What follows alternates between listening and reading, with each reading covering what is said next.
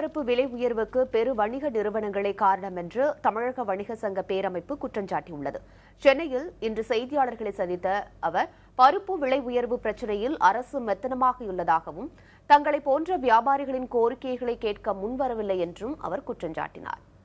புதிய பருப்பு வகைகள் வரும் ஜனவரி மற்றும் பிப்ரவரி மாதங்களில்தான் சந்தைக்கு வரும் என்றும் அதுவரை விலை குறைய வாய்ப்பில்லை என்றும் விக்ரம் ராஜா தெரிவித்திருக்கிறார். பண்டிகை காலத்தில் துவரம் பருப்பின் விலை மேலும் அதிகரித்து கிலோவிற்கு 300 ரூபாய் வரை கூட உயரும் என்றும் தாங்கள் அஞ்சுவதாகவும் அவர் தெரிவித்திருக்கிறார்.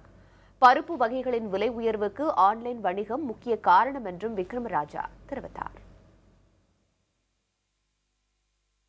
இந்த விலையேற்றம் ஒட்டுமொத்தமாக உணவுப் பொருட்கள், அதாவது உணவு மக்கள் உண்ணக்கூடிய பொருட்கள் எதுவாக இருந்தாலும் அதை ஆன்லைன் வர்த்தகத்தில் இருக்கக்கூடாது என்பதை தமிழ்நாடு வணிகர்களுடைய பேரமைப்பு தொடர்ந்து வலியுறுத்துகிறது.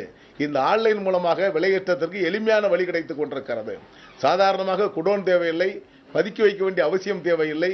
எங்கு இருக்கிறதோ இருந்தபடியே விலையேற்றத்தை செய்வதற்கு இந்த ஆன்லைன் வர்த்தகத்தை பயன்படுத்திக் கொண்டிருக்கிறார் என்ற குற்றச்சாட்டு தொடர்ந்து நாங்கள் வைத்துக் கொண்டிருக்கிறோம்.